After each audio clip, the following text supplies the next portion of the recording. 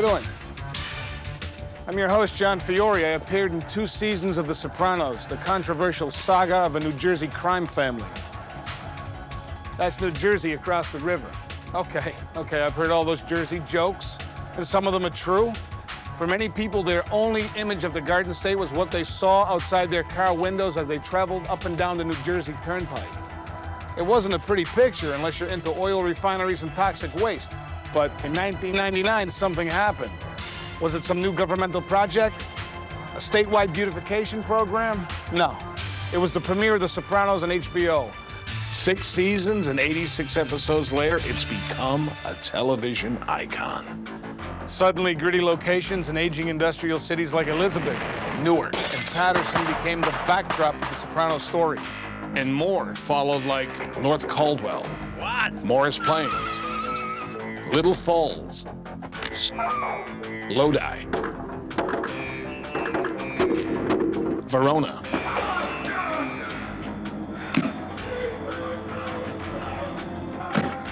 Many of these locations have become household names like the Bada Bing in Pizza Land. Tourists from all over the world want to visit the Soprano family home. And Holston's, where the last scene was shot. The now famous locations were shown inhabited by colorful characters like Phil, Ralphie, Tony B, Johnny Sack, Carmine, Vito, Richie, Paulie Walnuts, Big Pussy, Uncle Junior, Bobby Bacala, and the rest of Tony Soprano's crew. And it's really something. I did about a dozen episodes as Gigi Sestone, a capo on Tony's crew. I even whacked a few guys, but you know what? I'll always be remembered for what happened to me in episode 34. I died. No hail of bullets, not even one neat shot behind the head.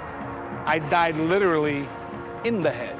Yeah, I had to go out on the toilet, but when you gotta go, you gotta go. But I sure love being part of The Sopranos, a true cultural phenomenon. So by popular demand, I'm gonna take you on an exclusive tour of the actual locations where The Sopranos are shot, both with a camera and a gun. Bang, bang, bang, and he shot him. Along the way, you'll meet some of the cast and crew. The weapon of choice? A baseball bat. Hear real inside stories. Everybody wants to know what happened to the Russian. See behind-the-scenes video footage.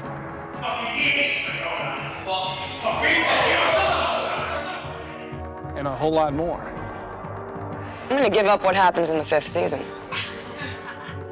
You could always expect bloopers. Birdman, hello? Yeah, the homework. For work. Stupid fuck, excuse me. It's got that and all kind of crazy stuff. I'm very unlike Tony Soprano. I'm a sweet, gentle man. Hey, driver, we gotta get down to the Lincoln Tunnel.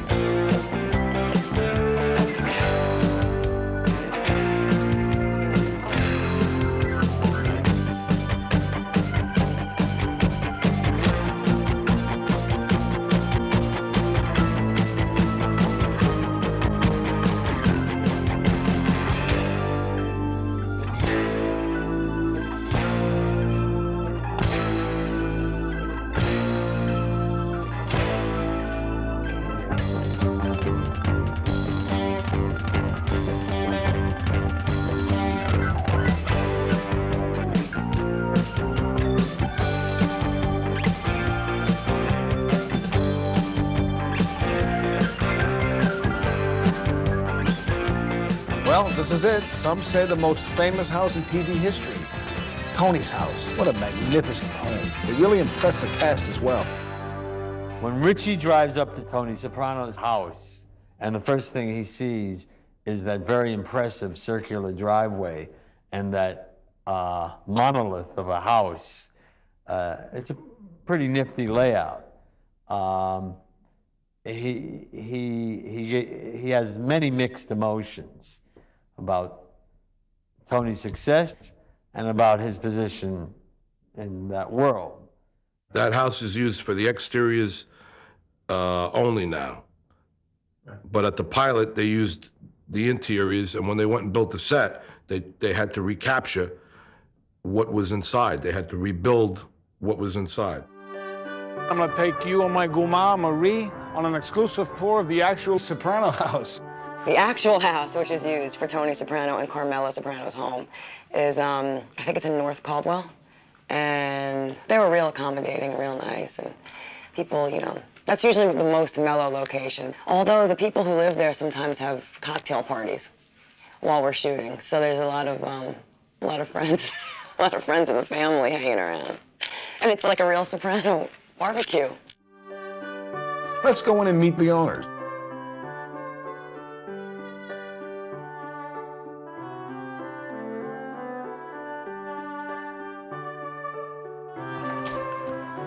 Hey. Hi. Patty.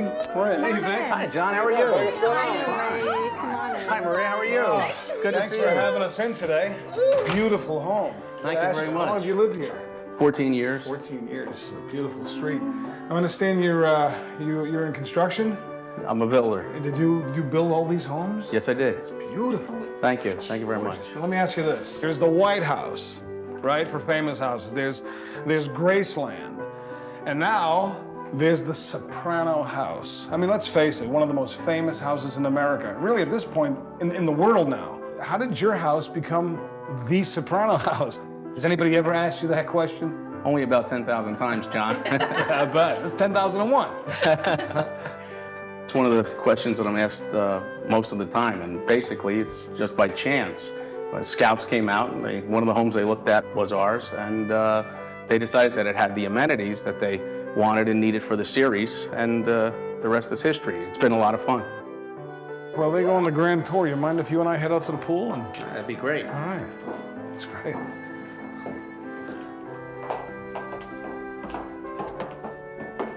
Oh, Patty, what a gorgeous dining room. Would you like to see where Carmela kept her AK-47 in the show? Oh, my goodness.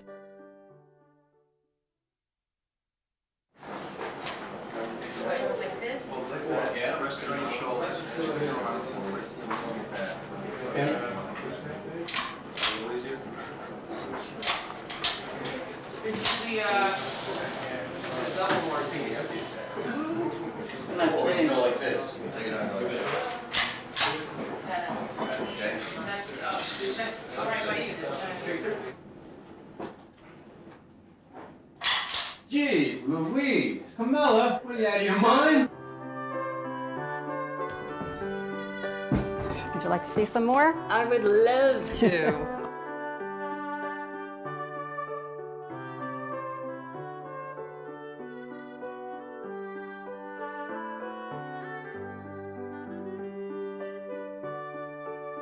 This is the master bedroom.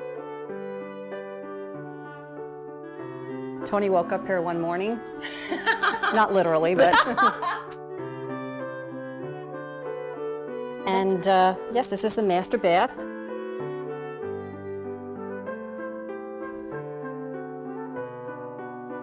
That's a small TV sitting room. Oh, it's lovely because it goes right outside, too. Yes. Oh, beautiful. My compliments. Thank It's you. gorgeous.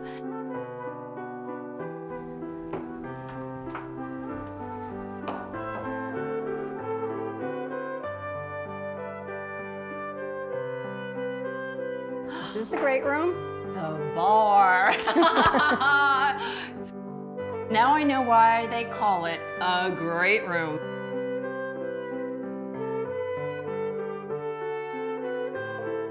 Well, Well, they actually used this room. They patterned the Silver Cup studio set after this room. They changed a few things.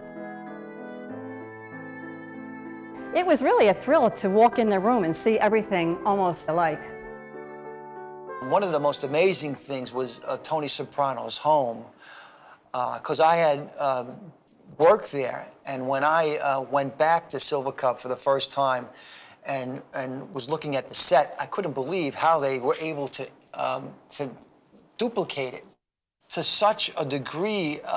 It was just perfect. It really is amazing what the set designers, what they can do. They can move walls in, move them out. It really is, they say the magic of film is very true. It is another lovely area. Thanks. Let's continue.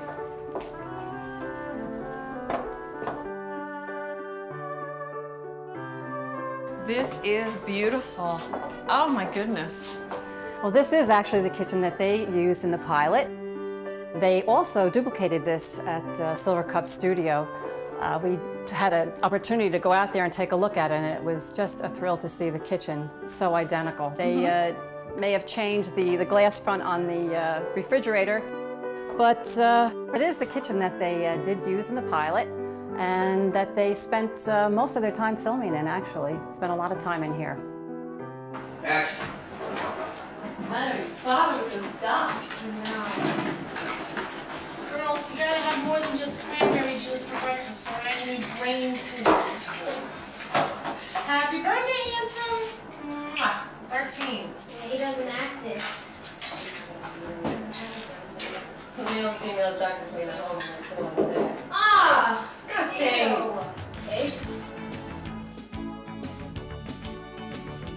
When the pilot aired, what was your reaction to it?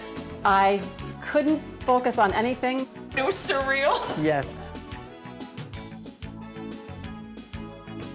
Well, you want to take a look upstairs now? Would you like to see some more? Boy, I'll tell you, this is so big, this house. At the Soprano house, on location, we're shooting exteriors, you know, so we're in the backyard and all that stuff. It's usually really hot when we're there, or it's really cold and we're pretending that it's hot and we're freezing in our little tiny mini skirts and stuff. But when we're shooting in the house, all of the windows, you know, when you look out the fake windows, there's all fake patios, fake pool, fake trees. I mean, you can never tell on film, but it's pretty wild to look at, because when you look out the window, the backyard is this close to the window, and that's the whole backyard. There's no depth, it's all photos. It's pretty cool. Oh, when I actually brought Charlie to the Soprano house, my little bulldog, she took a giant crap on their lawn. I remember that. And I felt like I was never gonna be allowed to bring her again. They were like, it's okay, your production is just gonna pay for it.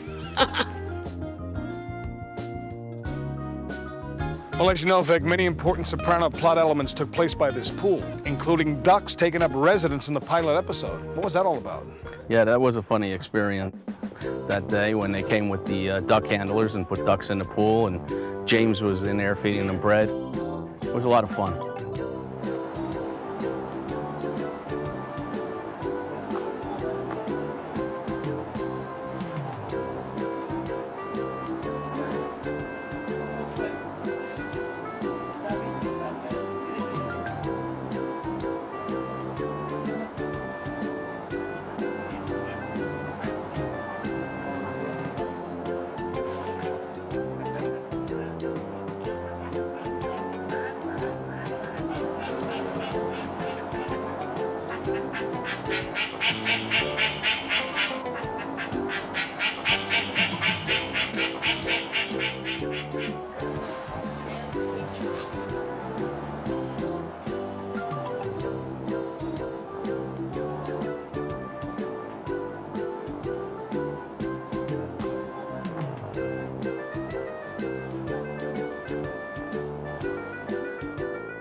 Well, you know, it's one thing to talk about ducks in the pool, but I hate to bring it up, but Soprano fans remember when Patsy Parisi donated something else to that pool. John, don't remind me. I'm sorry, Vic, but I have to remind you about the time that Danny Grimaldi, who plays Patsy Parisi, decided to relieve himself right here in this pool.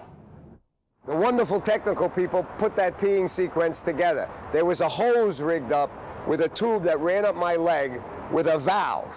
And the funny thing was to try to get the arc of the stream so that the camera could pick it up and still play drunk, create the drunkenness, and have the waving stream so that the camera could pick it up. So Dan says, it's gonna look real. I said, yeah, it's gonna look real. So everybody's ready, all right, action. Dan gets into his character. I'm on the ground just under the camera with this rig as he's walking. And I'm supposed to let a little bit of water go to make it look like he's trickling and then, so it looks real. Instead, I love Dan. I go full throttle and he shoots clear across the pool and doesn't even make it in. And he said it's the most power he's ever had.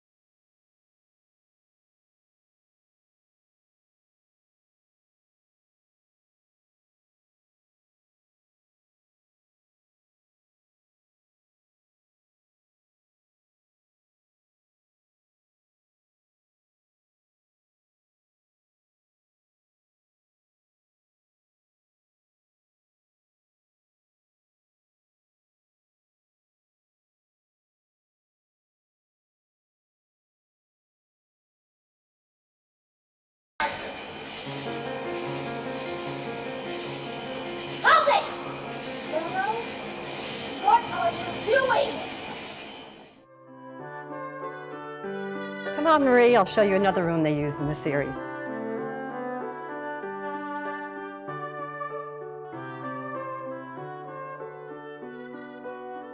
This is the family room. Wow. This is the one that they did use for the pilot. Oh, okay.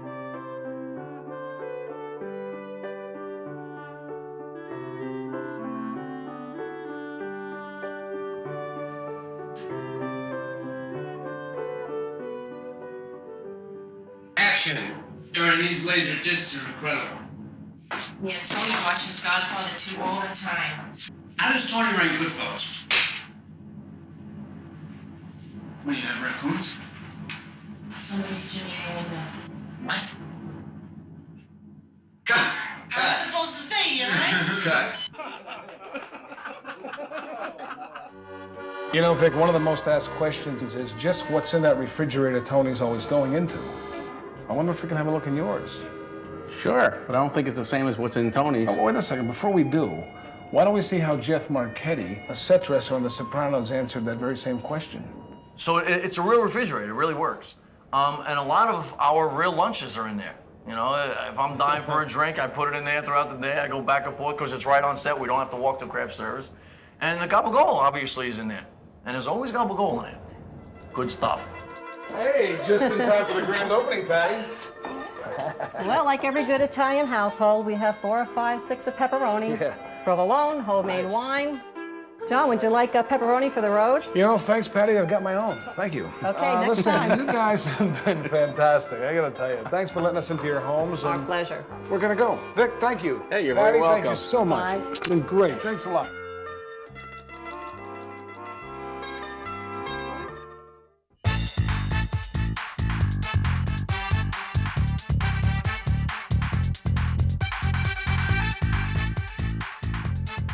This is where, in season 3, Gloria worked as a sales representative and Tony came to see her. This area was converted to our customer waiting room for the show. This is where Gloria introduces herself to Carmela and then offers her a ride home. Gloria Fella. Carmela Soprano, you sure you don't mind? Give me a minute, I'll get a demo. All the people that were here were absolutely marvelous. They took great care of us. They offered us breakfast, lunch. They offered to help move cars. We must have moved at least 60 cars one day. They must have came with at least a dozen trucks, lights, every possible equipment you could imagine. It was very exciting. We got to put headsets on and watch right behind them, filming everything. I mean, they were all pretty wonderful. It was almost like having a whole movie studio right here.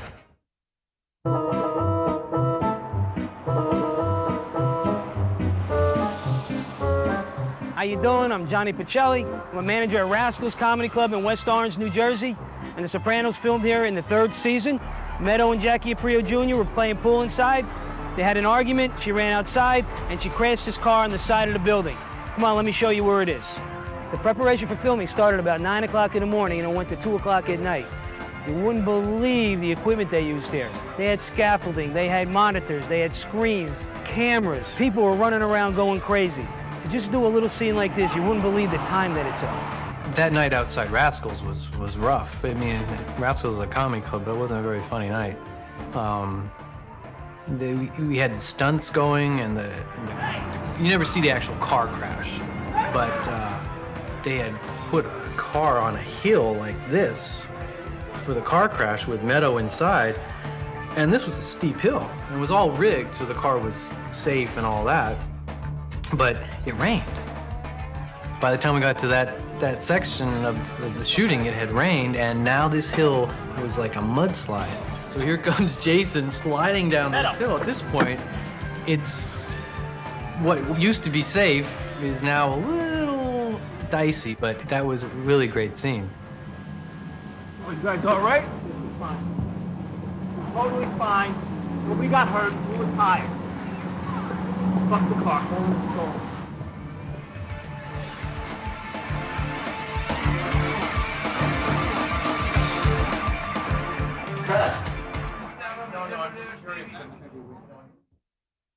Pussy Bumpin' Sarah's sideline was auto body shops. That was like his front.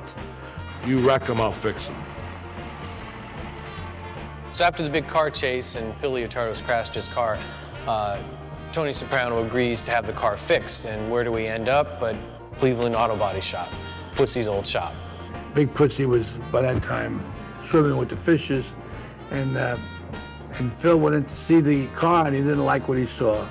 In the episode, we learned that through a deal brokered by Johnny Sack, Tony would pay to fix Phil's Lincoln that he caused to smash into a Boar's Head truck.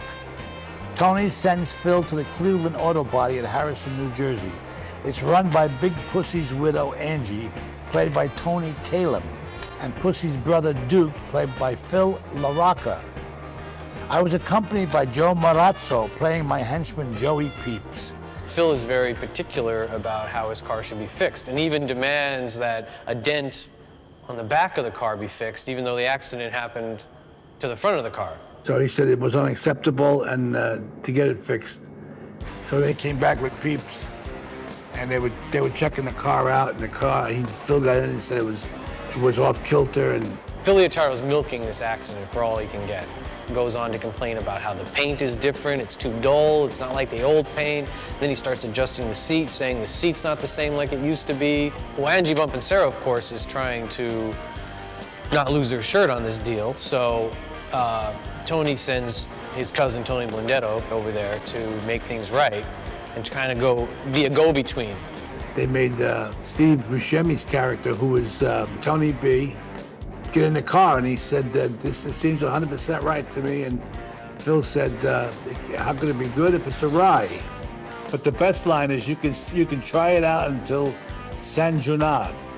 Tony B was looking at Peeps, and they were making eye contact, shaking their heads. So Phil says to Peeps, he says, what's the matter, Joe? You got an eye problem? You look like Stevie Wonder, your fucking eyes rolling around in your head. And that was a funny scene. But now listen, every word of dialogue is written and not improvised in this show. Michael Imperioli wrote that episode, so he was at the auto body shop the whole time. And Michael and I have done many, many movies together, and people don't realize it, but the writers are always on set for every episode of The Sopranos. They were on set, so if you had to change a word, you had to go to the writer, and the writer would look, see what you wanted to do, and he'd have to call headquarters and ask the boss. In the episode Marco Polo, my character is wearing a neck brace, and it's not very comfortable wearing a neck brace, and you have to do a scene. That's the second time I had to wear a neck brace. The first time was in a movie called Debt Collector, and I got shot in the neck. The first movie I ever did. The neck brace was made by a doctor by the name of Conti, Dr. Dan Conti. And my character in the episodes was Faustino Doc Santoro. I made an appearance in Sopranos home movies, and I was coming back from Florida out of retirement to challenge Phil Leotardo's position. The next episode I was in was Stage 5, and Geraldo Rivera had a crime show of which he mentioned the likely candidates to take over Johnny Sax's spot. And myself, Doc Santoro, and Jerry were named as the most likely candidates. As a result, I had Jerry whacked, and then arranged a meeting with Phil to discuss my elevation. The next episode I was in was Remember When, and at that episode, Phil Leotardo and I had dinner, and I sort of indirectly challenged him for what he was doing for me. I was really not satisfied. So I pleasured myself with reaching over and taking some of the food out of his plate, which I think is indirectly a direct insult to another boss. And as a result, I got a look from Phil Leotardo that was really not very enjoyable. And from there, we went on to the next scene, which was disastrous for myself. And I'm sorry that I wanted to eat the sausage in his plate. And the preparation for the scene is very intense. The first thing they did is teach me how to fall. Then they made a mask of my face to make a prosthesis for the eye, which was shot out by the 3 shooters during the scene. Yeah, I had a lot of my patients call me who saw this episode all over the country and said, "Why would you ever take the food out of his plate and cause your demise?" Thinking that this was a real part of life. I said, "Do you think this is only an episode? It's only a movie." But people get very into the enjoyment of these episodes and become part of it. And they want to express their opinion, try to help you with any situation you happen to be in. At this time, we'd like to get board for first-class passengers only. Olivia Soprano. Hey, speaking of more movie magic, how do you turn a racetrack into an airport? Well, leave it to the Sopranos, because that's exactly what they did to film one of the rare scenes featuring Nancy Marchand that didn't take place in either Livia's house, Tony's house, or the nursing home.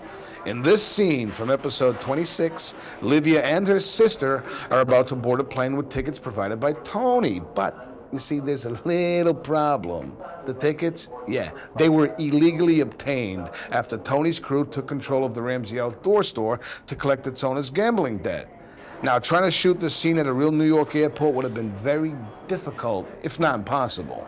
So with the help of a crew of almost 100 production people, the Sopranos transformed part of the Meadowlands racetrack into a full-fledged airport. And as you can see, yeah, it looks very convincing. One of the longest shoots that we did in season 5 was at least 3 days at a construction site. In Clifton, New Jersey. This was supposedly the Esplanade project, but it was a real job site. I mean, it was actually a new school that was being built there. Most people in the background were actually the construction workers. They were sort of like on our payroll for the day, so they were doing the actual work, some of the welding or actual types of work, and being the extras. There was no shortage of lawn chairs at that site.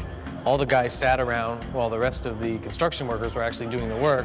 These guys had the no-show, no-work jobs and all that kind of stuff. So they were sitting around sunbathing and everything else. Sitting around in lawn chairs was myself as Gene, Max Casella as Benny Fazio, Dan Grimaldi as Patsy Parisi, Joe Ganascoli as Vito Spafatoria, and Jeff Marchetti as Petey, and of course, Carl Capitato as Little Paulie. Will Janowitz, Meadows' boyfriend, Finn, was off to the sidelines. Tony arranged to get Finn, Meadows' boyfriend, a job with this construction company. So here's a long tracking shot that we did with Finn, working on the construction site, and all the other guys just hanging out on their lawn chairs. The big scene involved myself as Gene in a ball-busting session with Little Paulie that escalated. Well, that one scene where the guys are going back and forth breaking balls, and one of lose like a sort of like a gay remark to my guy Gene, and he doesn't take it too well.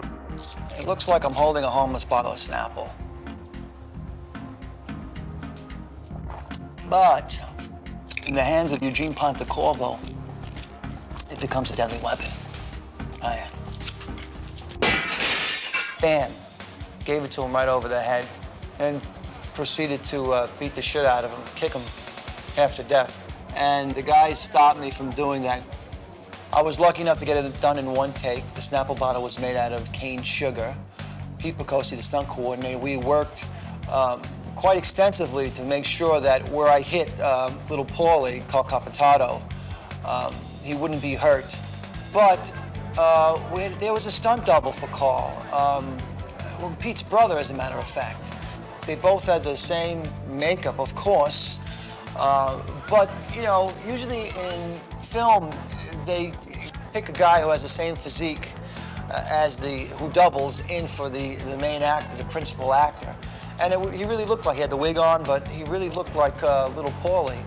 Of course, then it led to me kicking Little Paulie. Of course, Carl was on the ground initially, and then he was replaced by Pete's brother, the stunt coordinator's brother. And then cutting in, the coverage then is on the ground, and the stunt double might do some of the body shots, take some of the kicks, and then cut to the face, and then you'll slip the real actor in there on the ground for the tight coverage of the face and the stuff.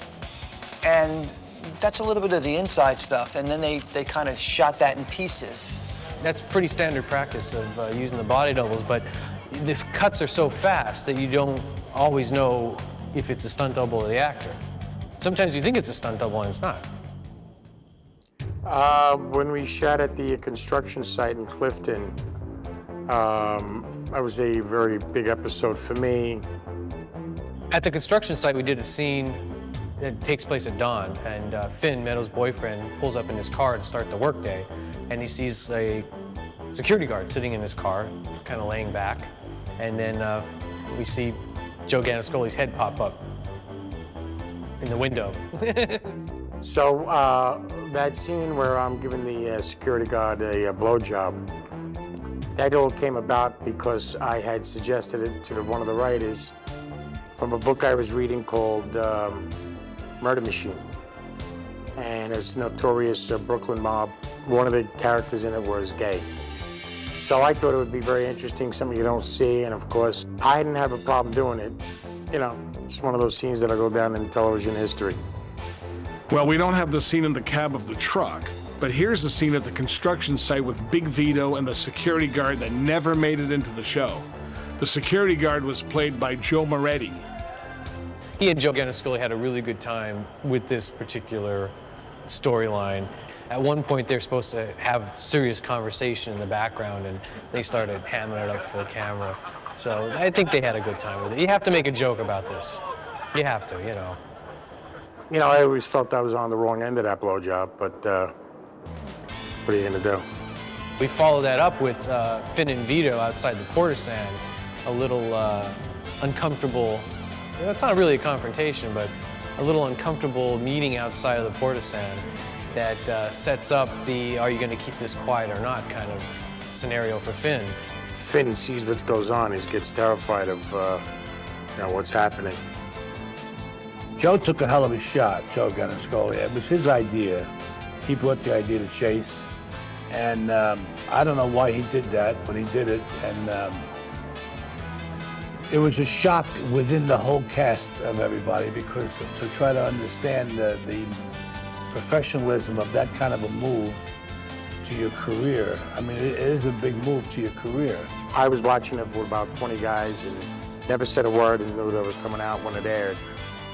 And they almost, they all fell off their chairs when it aired. And I think the whole country was talking after that. You cannot be a homosexual and be in the mob. My feelings was to, when people say, how could you be bisexual? I always said, at least I'm not a rat, because with a bisexual, you know where you stand. They knew I was a stand-up guy and they knew I was an earner, but the rat, you couldn't trust them. Well, sometimes we're at a location, we might do something like a car driving scene with some of the characters. And when actors are in a scene that is supposed to be driving a car, almost all the time it's a car hooked up to a tow truck. It's actually it's called a camera truck. It's a tow rig truck that the actors don't have to drive. So that there's a safety issue, of course, when you're trying to pay attention to driving and do a scene. So that eliminates the danger for the actors. And then you're able to control the speed of the vehicle and also rig lights and cameras safely off of this vehicle. Here is an elaborate staging set up for the short night scene used in the 6th season episode, Cold Stones. Carmela is in Paris and Tony has given a dancer from the Bing a ride home. She ends up parked in Tony's truck giving him oral sex. Well, a blowjob, if you will. Sounds simple, but it isn't. It's a lot of work and time. During the setting up of lights, camera, equipment, wiring, screens, and so forth, stand-ins are almost always used. As shown in this footage, when the scene is ready to be filmed, the stand-ins are traded for the actual actors. Sorry to say, this is the end of the footage we have. Car rig scenes usually take a lot of time. You would think that it would be quick, just two people sitting in a car, but it actually takes a lot of time. There's a lot of rigging that goes on. Cameras have to be rigged sometimes off of the side of the car, sometimes on the hood. Often they're doing 2 or 3 camera setups with one at once. So all this rigging has to happen on these cars and safely for the car too, so the car isn't damaged at all. Sometimes you're using very nice vehicles. Tony Sopranos is a very nice car. You don't want to have any scratches. And the grips are rigging metal pipes all around this car. So you can imagine that there's ample opportunity for damage. And that's why everybody takes their time and rigs everything properly so everything is safe. And on the back of the truck, there are monitors rigged for the director. So the director, script supervisor, ADs, all these people right on the back of this truck. And it's like a big parade float going down the street. All these people watching the monitors in the back, the actors doing the scene, and really trying to remember to pretend to drive so that it looks real.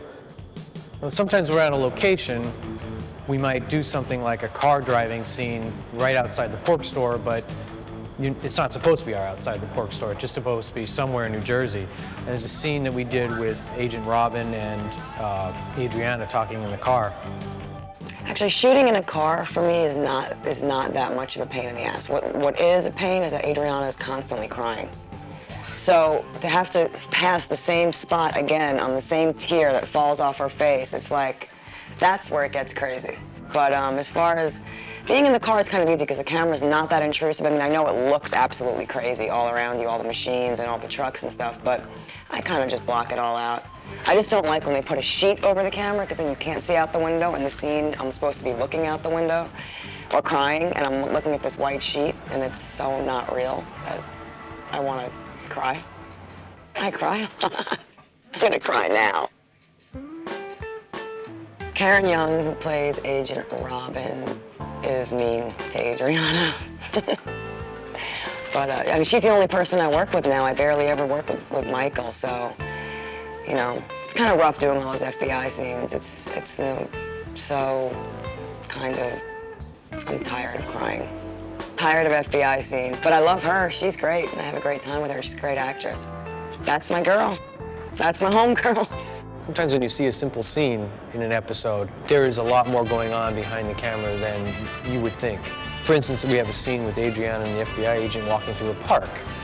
Doesn't sound like such a big deal, but the crew laid probably about 100 feet of dolly track, and everybody in the park is an extra who has a particular timing to walk and a certain line that they're going to cross on. Even the ducks in the pond were extras.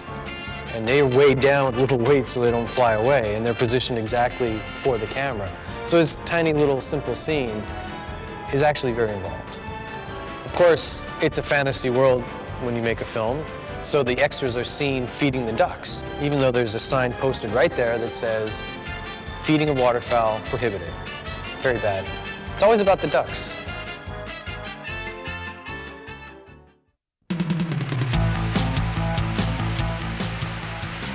Now this is the bridge at the Great Falls in Paterson, New Jersey, used in episode number 6, Pax Soprano. Now this is the episode where Uncle Junior takes over as the head of the family.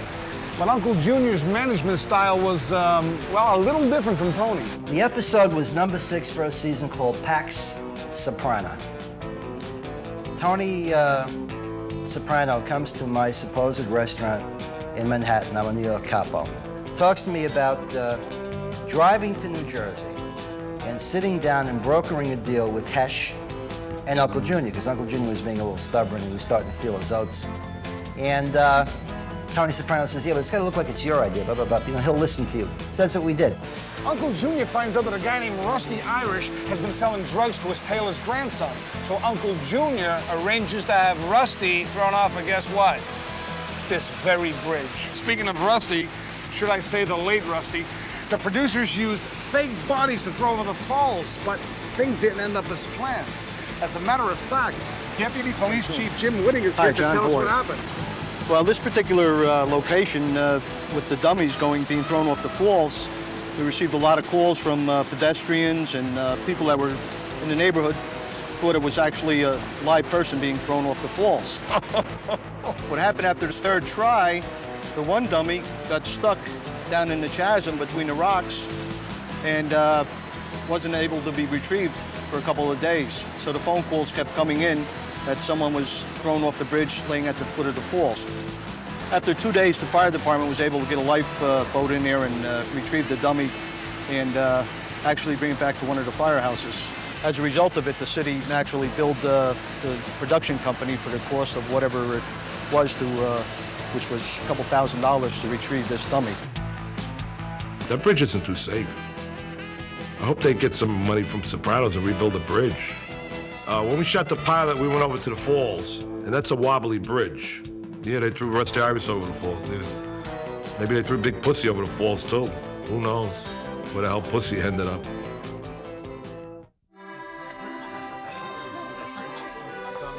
Here's another important Paterson, New Jersey location. As you can see, there's always an audience and a camera when the Sopranos come to town, and the cast never fails to interact with the fans.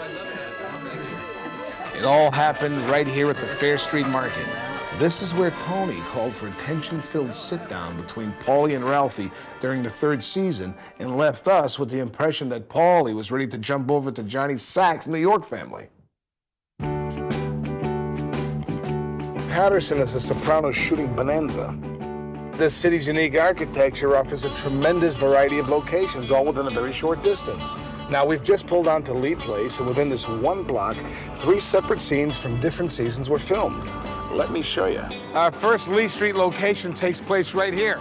This is where in season 3, Meadow has followed Jackie Jr. because she suspects he was cheating on her. She catches him with another girl and confronts him.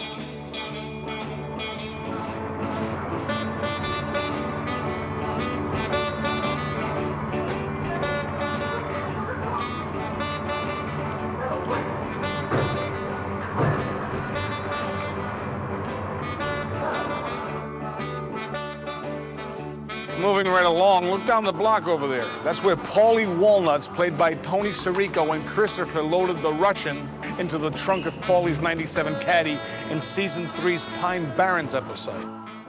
That wasn't my dead body. It's supposed to be Patterson, right? and Patterson and Paul Wallen supposed to carry my body with the Christopher, but I was not there. I had no idea when they did it. I've seen it on the screen, but it wasn't me. The first scene in the show was shot exactly in the forest. It was opposite. It's supposed to be first in a Silver Cup. It was set over there. The set for the apartment was like 3 walls. And the makeup people, they were great. The whole crew and cast, Tony Sirica. As soon as he dropped the remote control, the exact lines were, "You wanna fuck here, cocksucker." That was in the script. So, and after that line, of course, he was assaulted as an Italian guy. He took the bottle from the table and he hit me in the head.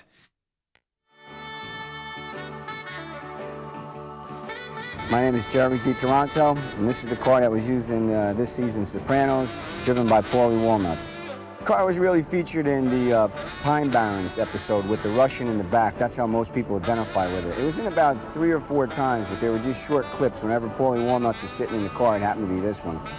It's funny because I have a store on Bloomfield Avenue, and a lot of people, I don't know how they find out about it, but at least a few times a week, people come in here and they want to see the car, and sometimes they take pictures of it. Some other people come in and they put sunglasses on and they smoke a cigar like they're supposed to be a mobster or something, and they take pictures with the car. It's pretty funny. When I was in the trunk in the car, and the same day was shooting with Michael Imperioli and Tommy Sirica, extremely professional people. Kind of a twist there between Paulie was told by the Tony, was he killed 15 or 16 Czechoslovakian, and it was heard like it was an interior decorator. Come on, it was not bad phone connection, it was good script written.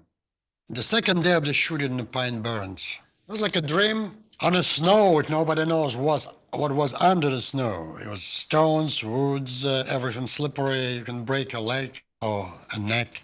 You can even die there. Early in season 5, there's a scene at the Bada Bing, actually, where the guys are standing around talking about the Russian.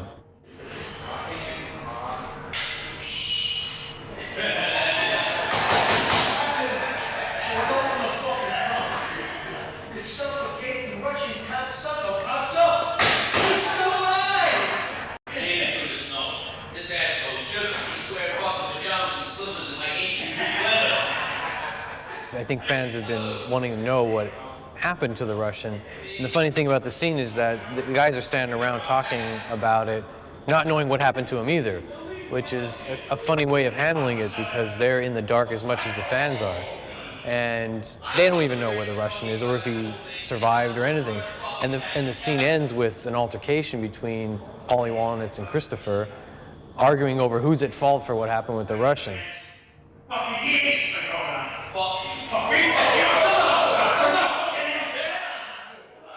And then it's just dropped, and we never really find out what happened to the Russian at all. Everybody wants to know what happened to the Russian. Even the Russian wants to know what happened to the Russian.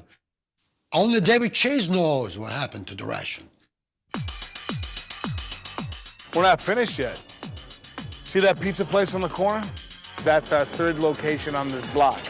That's Gio's Pizza, but in season 2, they used it as Beansy's Pizza. It's where we first meet Richie April, played by David Proval. Now, fresh from prison, Richie takes over his old territory and demands protection money from Beansy, who refuses to pay. To make his point, the hot-headed April runs him over with his car. The auto attitude adjustment was filmed right here.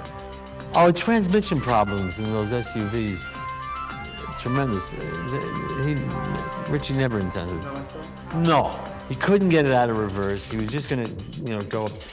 I don't know. What happened was that Richie had to show power.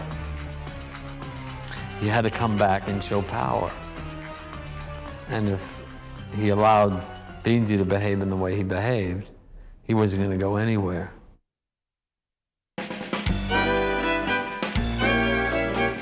This is Lou Costello Park in Patterson, the site of some important meetings in The Sopranos.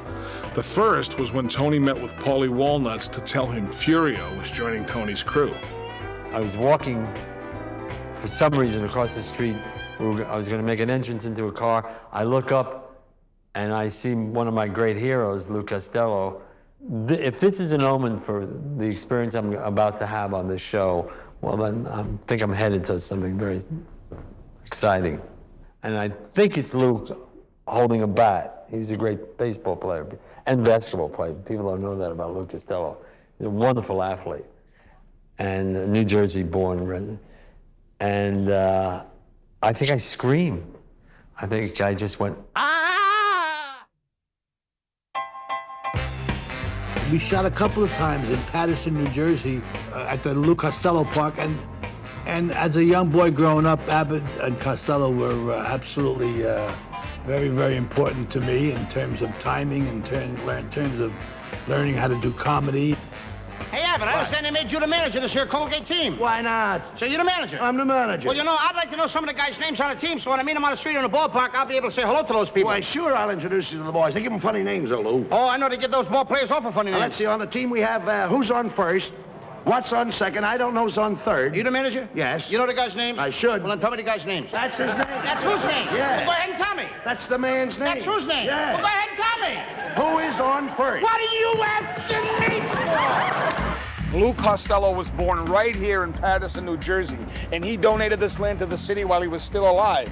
And here's a real mob-related connection. Both Bud Abbott and Lou Costello were big-time gamblers. It's been rumored that Costello's one-year-old son, who drowned in the family swimming pool in 1943, wasn't an accident at all, but mob retaliation because of large gambling debts owed by Costello. True or not true, it certainly scared a lot of guys into paying their gambling debts. It was a thrill to work at that place. Jimmy and I had a couple of scenes there, and it was cold. It was wintertime. I remember we were all bundled up, and we come around the corner, and we talked. We had to talk about Vito. He knew that Phil wanted to kill Vito because Vito was a homosexual, and he was married to Phil's cousin, and didn't like the disgrace to the family because Phil was a real diehard guy, and Tony was keeping him away from. He didn't want to kill Vito because Vito was earning a lot of money for the family. And we shot that in Paterson at the Lou Costello Monument. We did it a few times. It was fun there, but cold. Hey, look, Paterson Police Chief Jim Whitty turned out for the filming. He's right off to the side. This is yet another Paterson location. Right across the way from Lou Costello Park is the Mason Galicia restaurant, now closed due to a fire. This restaurant was used in episode 16, known as Toodle Effin' Ooh. It's where Lorraine Bracco's character, Dr. Melfi, runs into Tony and his cronies, and Tony is forced to pawn her off as an old girlfriend. We were in a restaurant location in Paterson, New Jersey, and it was deep summer. I mean, deep. And it was a scene. It was an episode called Toodly Doo, when Lorraine Bracco's out with her girlfriends having dinner, and I'm having dinner with Tony Soprano, Paulie Walnut, Silvio, and Pussy. That episode was the only time I really had the chance to work with the wonderful Lorraine Bracco on The Sopranos. Yeah, we were talking about blowjob lips and stuff like that. Yeah. Being that it was summer, they had to shut the air conditioning down, seal the entire restaurant off. So it was murder. It was really murder. Bad, really bad. We had an Australian director, and you have a certain time limit to shoot an episode, 9 days, and you got to get everything done and then move on and move on. And this guy thought he was shooting, Ben-Hur. He was covering every shot possible, and we thought we were never going to get out of that restaurant. And we were there for a long day. It was a very long day. So occasionally on a break, we would take a walk across the street and admire Lou Costello's statue, or walk around and take pictures with the local cops and everything. That was a long day. I don't think that director ever came back and shot another episode. Driver, pull up here where you can, all right? While we're in Paterson, I want to show you one more location. Actually, it's 21st Ave, and you should have been here the day they filmed a scene for Season 3, Episode 38 of The Sopranos. Although the action takes place at night, the cast and crew arrived early in the day. By the time the sun set and the temperature dropped, the crew was still hard at work putting the finishing touches on both the inside and outside of the location. Many fans crowded the streets to get a glimpse at some of the guys who are always very accommodating. Well, we're standing in front of Cafe Italia, but in the scenes you just saw, it was called Basile Electric. The producers changed it to that name. Oh yeah, but first let me tell you about the backstory. You see, Jackie Jr., played by Jason Serbone, and his buddy Dino Sorelli, played by Andrew Davoli, have been hearing all these stories about Tony and Jackie Sr.'s criminal exploits as young men. So Jackie Jr. and Dino decided to duplicate one of those stunts by robbing an illegal card game, which was held right here in this place. Well, they picked the wrong game because that night, both Christopher and Furio were sitting in on the game, and the robbery goes very wrong. One player was killed, and Furio shot in the leg. And I want to bring on Sal, the owner. John, how are you? How you doing, John? How you doing? John, good. Let me show you the table where actually the game took place. Right here, huh? Yes. Hey, what are these, bullet holes? Not really, not really. I play little cards myself. I'm looking for a little action, Sal, to tell you the truth. Actually, we do have a game Oh, you do? back here, my so let me show you what's Let's go. going on here. Hey, this And this is is it. Frank Pantangeli. Yeah. Here they are. Look at this. Whoa. All right, guys. Maybe I can weasel in on this game. I might sit down. I got a few. Mind if I sit in? Sit down. The whole gang is here. Hey, deal me in. Yeah, I got some money. Great. Look at that. What, are you kidding me? Give me one. All right. The scenes we're going to see now show when Jackie Jr. and Dino run from a game and down a side alley onto 21st Ave. Now, of course, although called Basile Electric, this is actually Cafe Italia, the building we're in now, just to the right of the screen. Each part of every scene has to be blocked and rehearsed before it's shot. In the next sequence, Jackie Jr. commandeers a passing car. Anytime a moving vehicle is used, a lot of care has to be taken to ensure the safety of the actors, not to mention the crew and even the cameras. Whoa! Oh my God! Look at that. Did he hit him? There goes the steady cam. It's a bad thing. It's just not. Well, it's just gonna fuck up. I don't know if he's got a big camera. He saw it here first. One night in Patterson, we were doing the big, the scene where the guys rob the card game and they run outside. And the shot, one of the shots was involving a Steadicam, which is worn by the camera operator on a sort of floating arm. And he was to run backwards quite a ways, about a half a block. We went to do a take and the Steadicam operator is running backwards, and out of the corner of my eye, I see him fall. And you just like shocked, and you're still, booming the scene, wondering what, are we continuing here? And he's on the ground. And of course, they yell cut. Everybody comes out to make sure the guy is okay, and I look down and there are pieces of camera and Steadicam harness things all over the street. It's just one of those things that happens in film production where you're just like, oh, this is the worst thing that could happen. In the final shots of this scene, Jackie Jr. speeds by Dino, literally leaving him holding the bag. Of course, in this case, it's the bag of money just stolen from the card game. Finally, Christopher and Albert Barisi catch up with Dino. He pleads for mercy, but to no avail. Mob justice is administered on the spot. Notice how a crew member adds light flashes off camera in synchronization with the firing of the guns.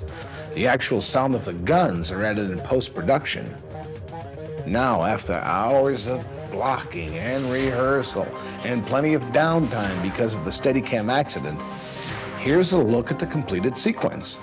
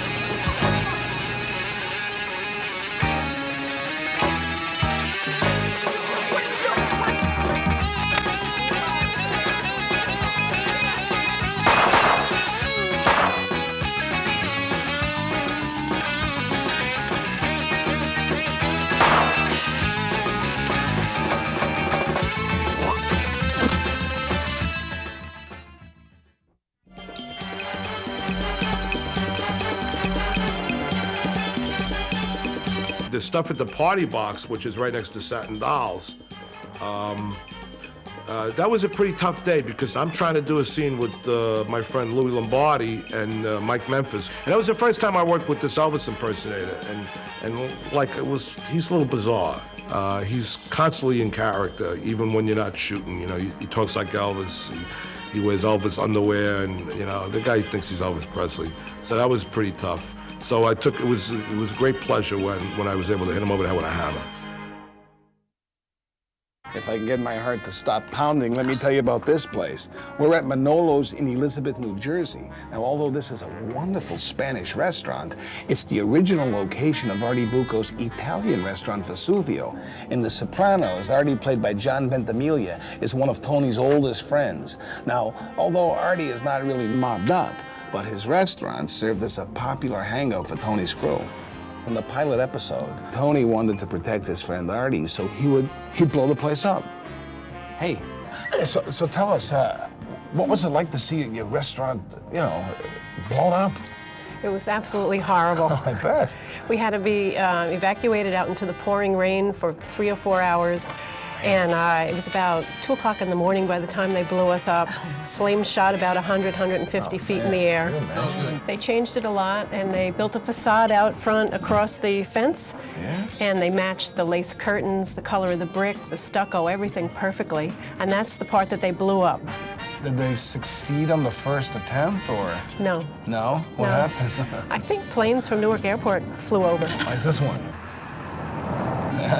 So they couldn't have any noise, so they stopped, and then they did it again. Wow, that's amazing.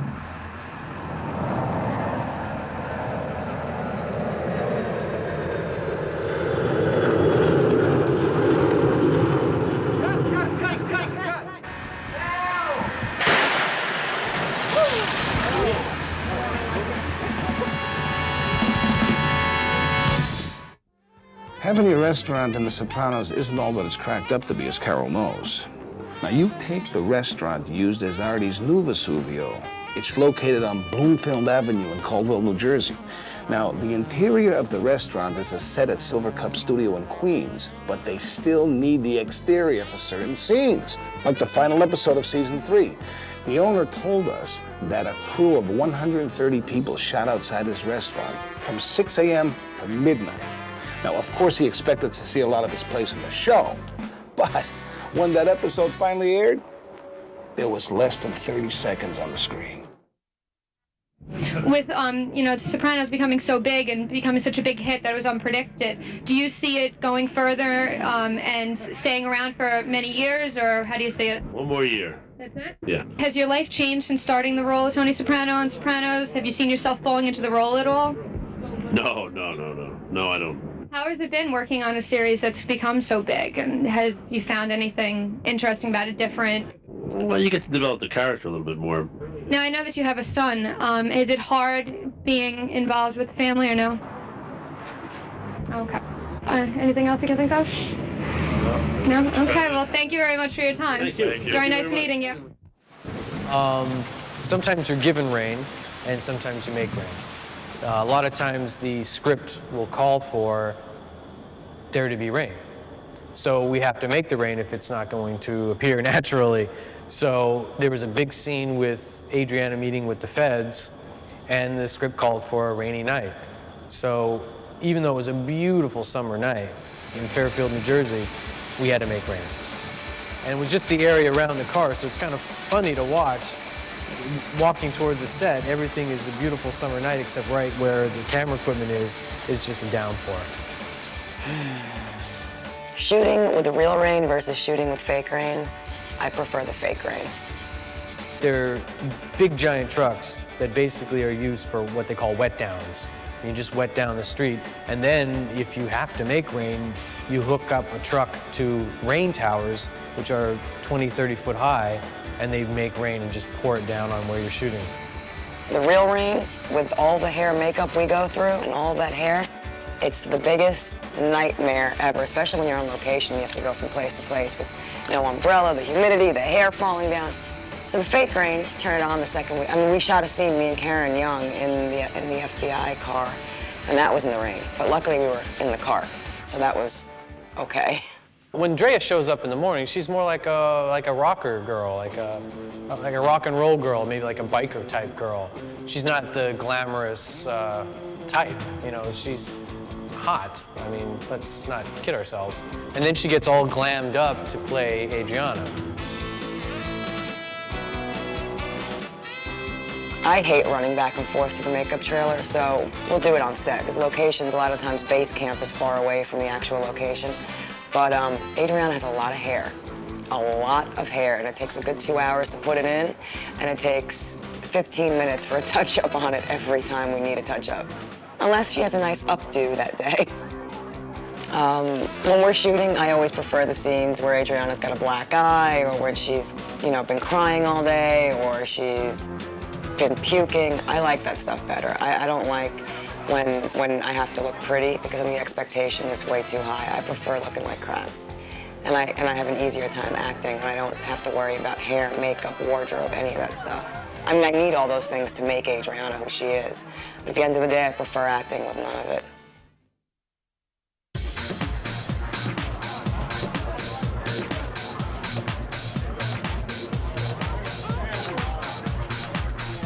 If you're a Sopranos fan, then you know that there are two locations you can count on seeing a lot: funeral homes and restaurants. Speaking of eating, Tony Lip, who plays Carmine, meets an untimely death in the middle of a nice country club lunch and ends up on the ground with his mouth full of egg salad. Not a very nice way to go. I had gotten there late and I hadn't had any breakfast. So when they gave me the egg salad, it tasted real good, and I just kept eating it. And that's what they used for my death scene. Carmine's funeral was supposed to take place in Brooklyn, but we shot it actually right down the street from the pork store in Kearny. And that's a good opportunity for fans to see a lot of the cast members, because everybody comes to the funeral. One of the things about a location like that funeral home is that it's on a main street, and it just so happened that I think there's a school nearby or something, so there was just a lot of activity and a lot of crowds outside the funeral home. And we're all inside shooting, but when the cast members go out for a break, you know, they're just right out on the sidewalks talking with the fans, and their trailer might be way down the street, and they're gonna take maybe a 2-3 block walk down the street. Normally they'll just stop and, you know, chat with the fans a little bit. As a matter of fact, I had an all-star funeral, which many people don't have. And most of the cast attended. Of course, Tony Soprano, James Gandolfini, Mike Imperiale, Vincent Caratola, Joe Santos, Tony Sirico. Stevie Van Zandt, who plays Silvio, was also at the funeral. Ray Abruzio, who plays Little Carmine, was there with his wife. I think this is the first time that fans saw my daughter-in-law.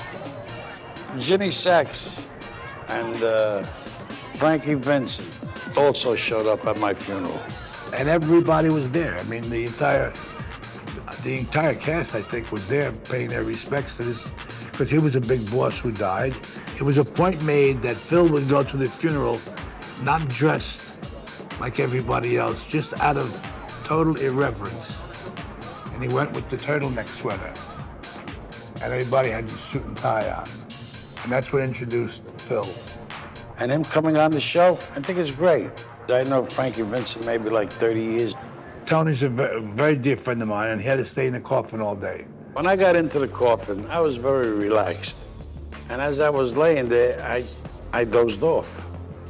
By the time they got set up with the lighting and the camera, I had dozed off. As I was dozing off, Vinnie Vella grabbed me by my colognes, okay, which woke me up. And we had a few laughs between us. And then he let it go, and I went back to sleep.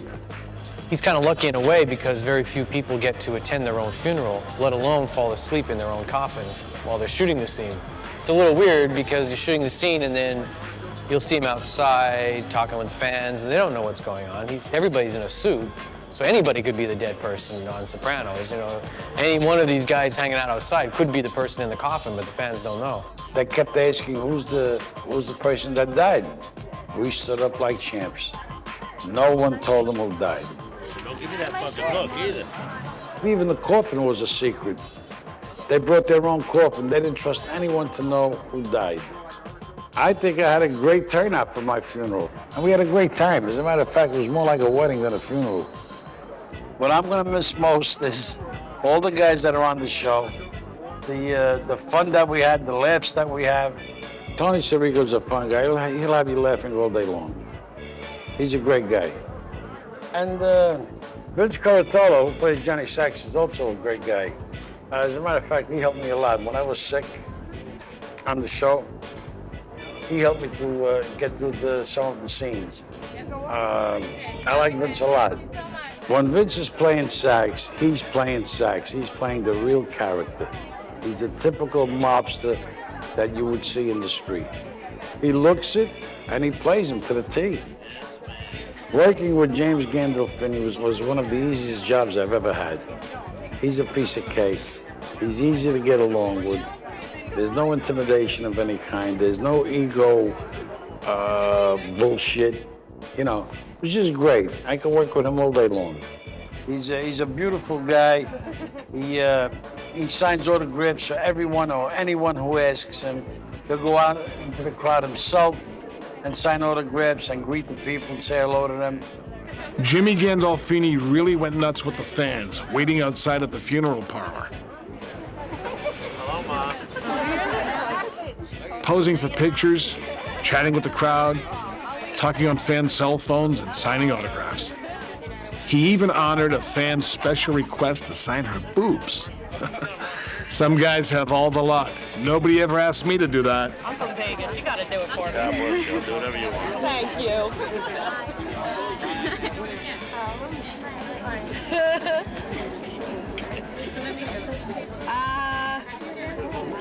Thank you. I hate to bother you. I'm going to tell you something that I'm not supposed to tell you. There'll be a scene where Tony Soprano, Jimmy Gandolfini, and I are in bed. And that's all I'm going to tell you. The dream sequences, pretty much anything can happen. And one of the weirdest things we saw as a crew in the dream sequence was later on in the season, Tony Lip makes a surprise appearance as Carmine. Tony Soprano's in bed. We see him in bed with a prostitute prior to this, and he wakes up, and the camera goes over to the right, and there is Tony Lip as Carmine in bed with Tony Soprano. I don't know how they felt about it, but it looked pretty funny.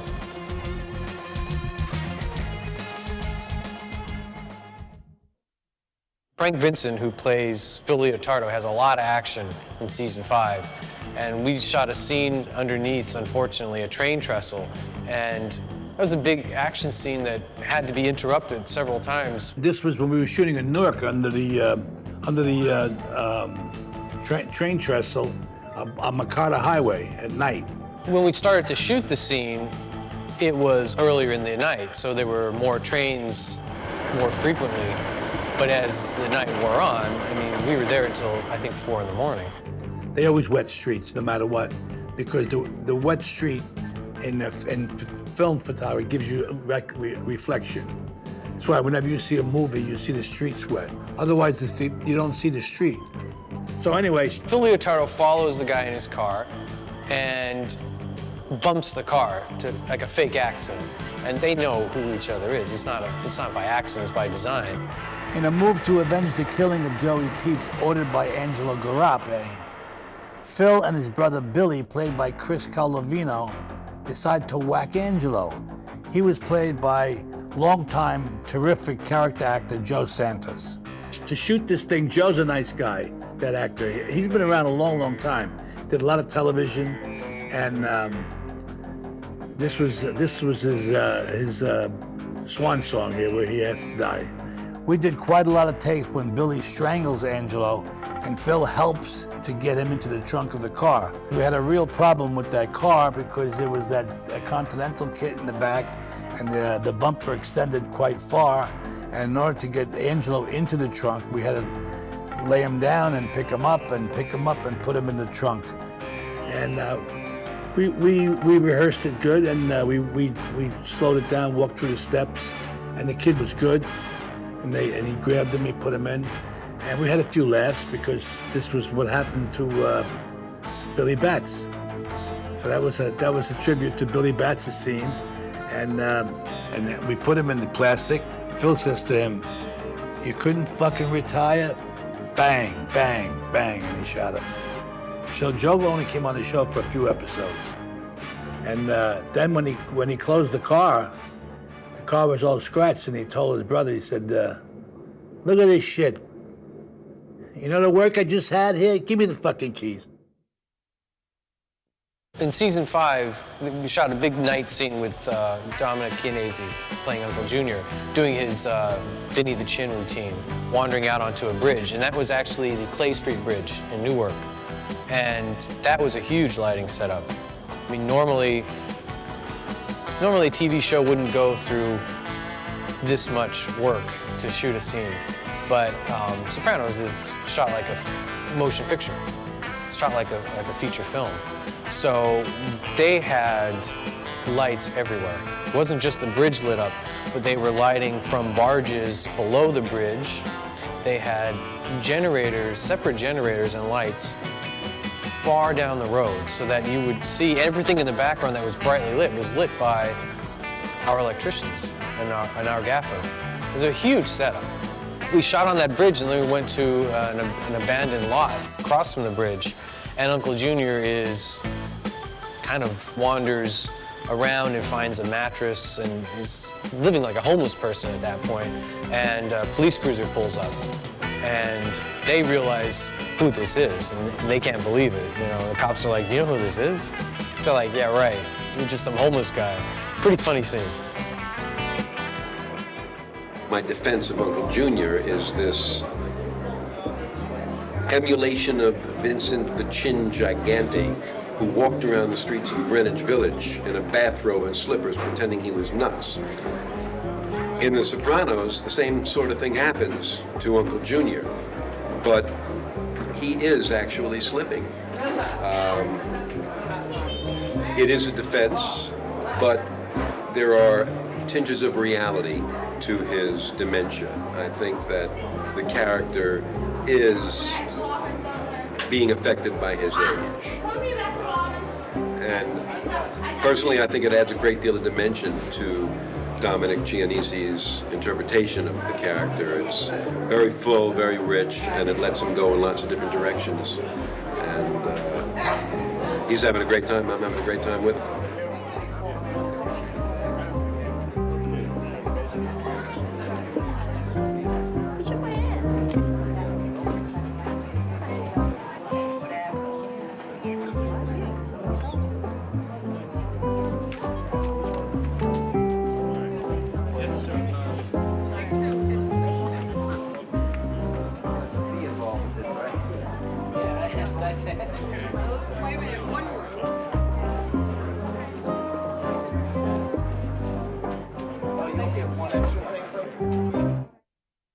There's a scene shot, you know, the episode where Dominic Chianese tries to kill Tony. He shoots him.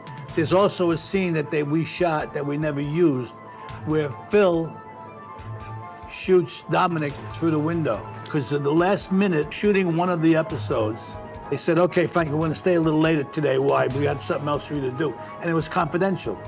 Didn't know that we were doing this today. They changed my clothes. We went in. They had the set.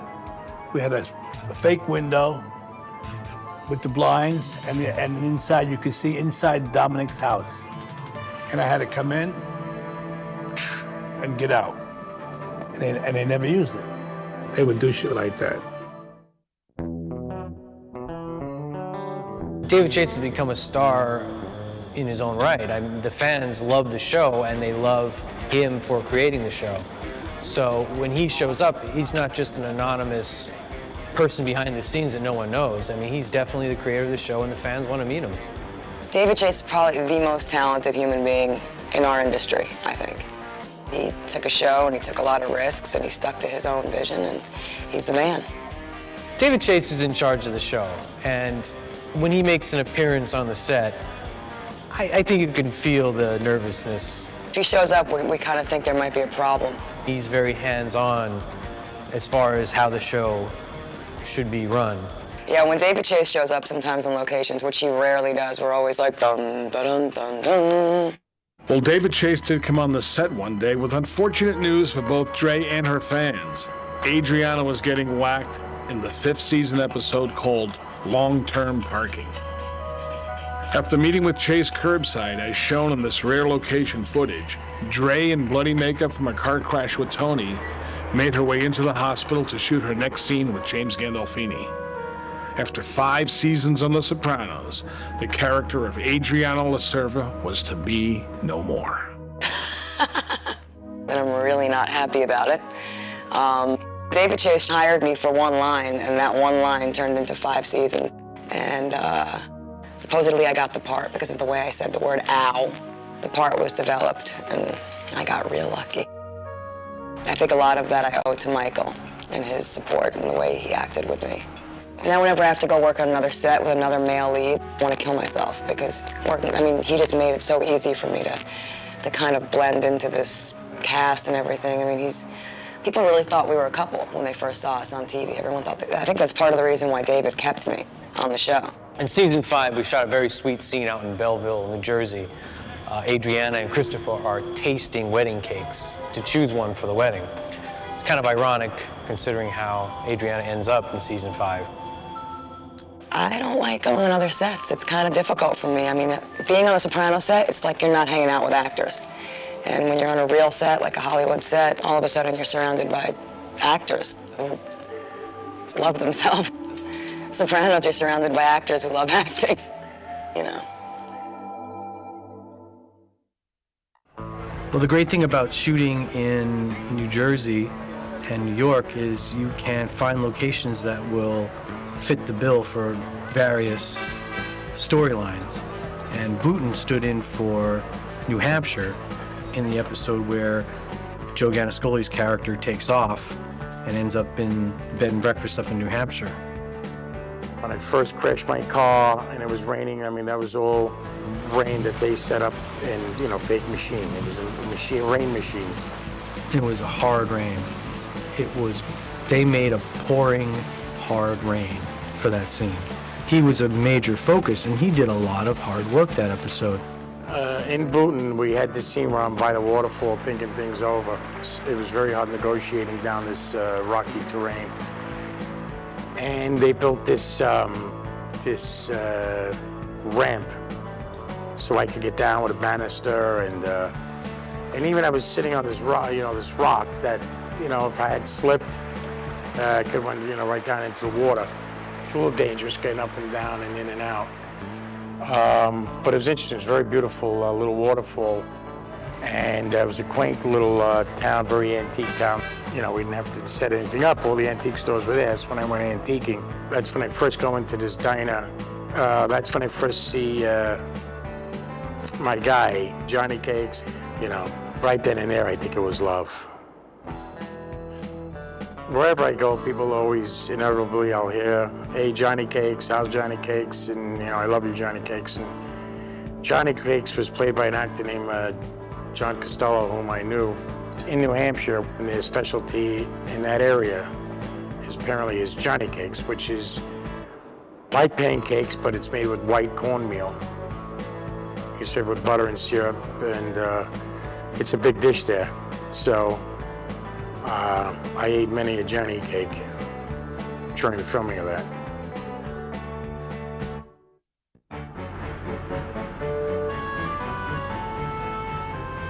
Here we are in the lovely Jersey City, New Jersey.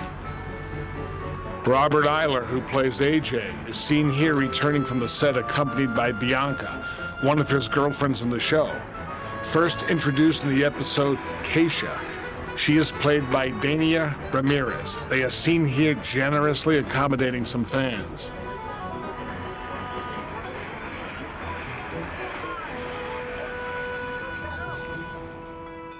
In the episode Keisha, there's a big scene involving many of the guys from both the New York and New Jersey crews.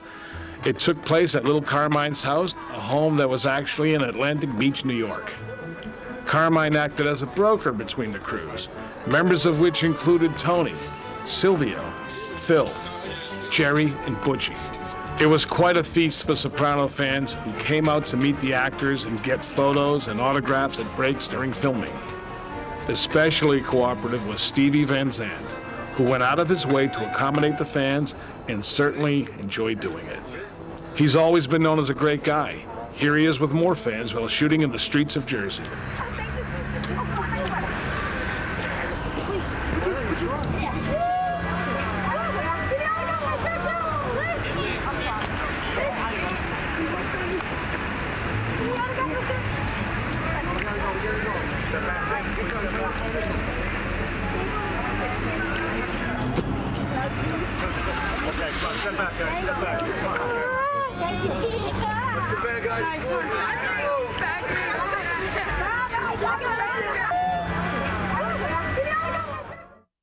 Here we see rare footage of Steve Shrippa walking to the set for the filming of the episode Mo and Joe. He is in bloody makeup due to his prior altercation with some gang members after collecting a debt in Newark. Now here's a rare shot of a bruised up James Gandolfini on his way to the set. He doesn't want to be photographed with the makeup for fear of giving away any plot lines. The makeup is the result of the Monopoly game fight with Bobby Bacala in the episode called Soprano Home Movies. Tony will be joined at the bar seen here with Steve Shrippa. They'll meet up with two French Canadians to do some business and arrange a hit. The tavern will double as a bar in upstate New York.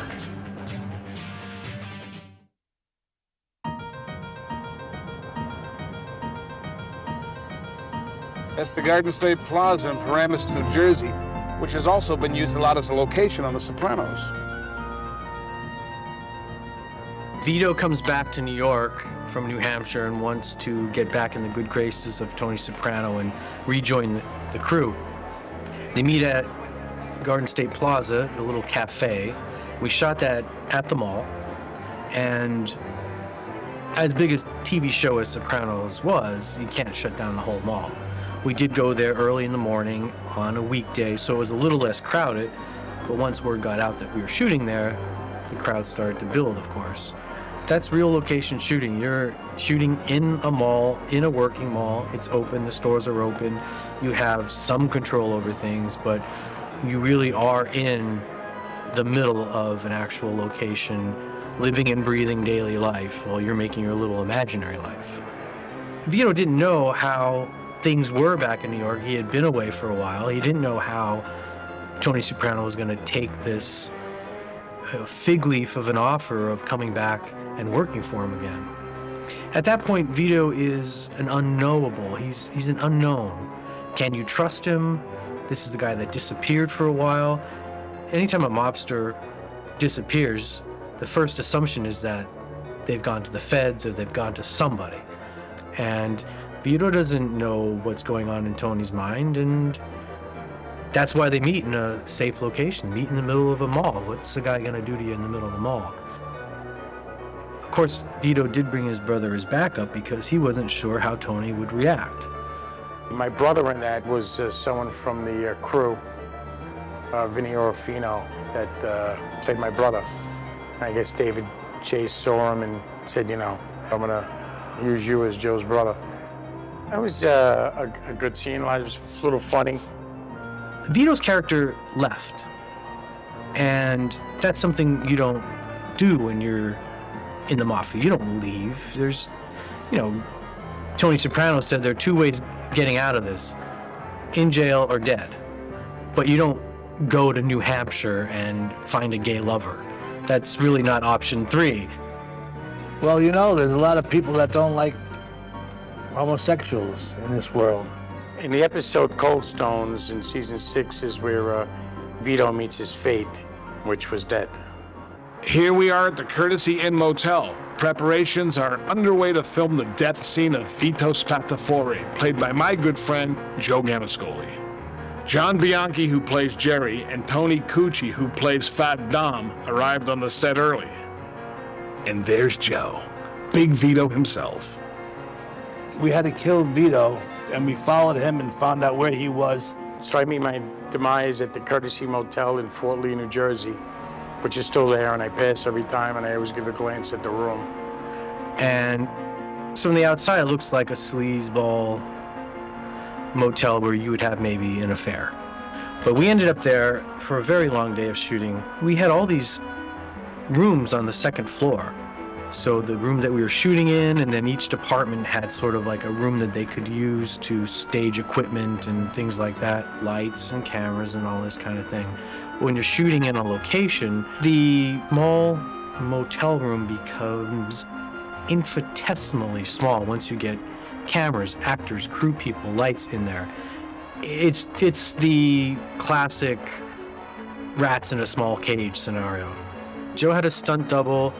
Anytime there's any sort of stunt being done, there's always a double.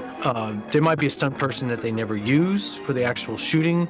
Sometimes they'll be on standby and the actor will end up doing all the stunts or the fight themselves. The beating of Vito was pretty intense. When we shot that, it was a brutal beating. So the guys that beat me that night were a couple of Frank Vincent, goons. Fat Tom was one, and Jerry Torchiano. Jerry was called the hairdo because he had really quite the bouffant on him. And the dark humor of Sopranos that Frank Vincent comes out of the closet. Vito came in the room and they knocked him down. Phil opened the accordion doors and came out of the closet, which is a play on words because Phil wasn't gay, but he came out of the closet to kill a gay guy. And Joe Ganascoli's character, Vito, we assassinated him in that scene. It was a particularly gruesome way to go.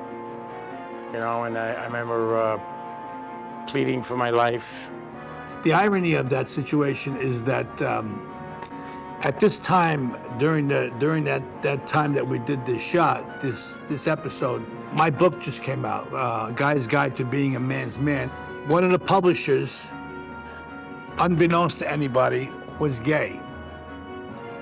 And he was killed in a motel room in Queens, a gay killing. And this came through the news, in the New York News, as a surprise to all of us involved in my book and my publishing. This was previous to the episode that we killed Vito in a motel room, which was exactly the same situation that this publisher died. This is the kind of things that Sopranos and David Chase brought into the series that mirrored real life.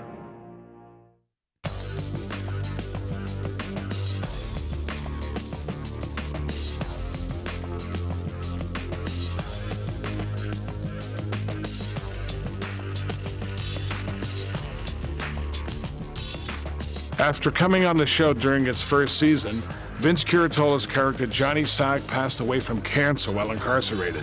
This sixth-season episode was titled Stage 5. Here we see a scene shot for episode 74, featuring Christopher and his new bride Kelly when they went house hunting. The episode 83, which was titled Heidi and Kennedy, Christopher would be gone, suffocated by Tony after surviving a tragic car crash. In episode 85, Bobby Bacala, played by Steve Shrippa, met his death in a model railroading store at the hands of Phil Leotardo's henchmen. There is no limits to Soprano mania. After Bobby Bacala was whacked at the train store in the Blue Comet, the train set that he landed on after getting whacked was later put on display. It was advertised as an attraction at various model railroading shows, complete with splattered blood from the shooting.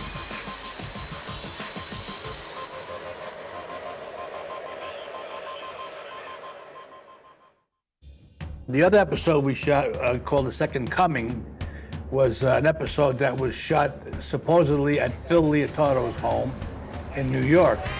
And the irony of that is that it was shot in New Jersey, 4 or 5 blocks from where I used to live in Newark, New Jersey. And it's an old-fashioned stone, beautiful, beautiful home. And little Carmine and Tony come to the door because they wanted to settle some business that we had to take care of. And my guy Butchie says, answers the door, tells him that Phil don't want to see him. And he said, what do you mean? We came all the way over and we made this arrangement and we made a date. Was it? He says he's not going to see you. He doesn't want to see you. You never saw Phil in the whole episode. All you saw was the curtains moving, and you saw like a little outline of Phil. It was fun to shoot that because I wasn't on camera, but you just heard my voice. That was another genius of David Chase. And they start to leave, and from the window upstairs, Phil's screaming down. That's right, cocksucker. Go back to New Jersey. He says, "That's right, cocksucker. Go back to New Jersey." Meanwhile, we were really in New Jersey. What are you doing, Phil? That piece of shit. Get off my stoop. And he says to little Carmine from the window, "Take that piece of shit and get off my stoop." Stoop. I learned that word from Lou Costello.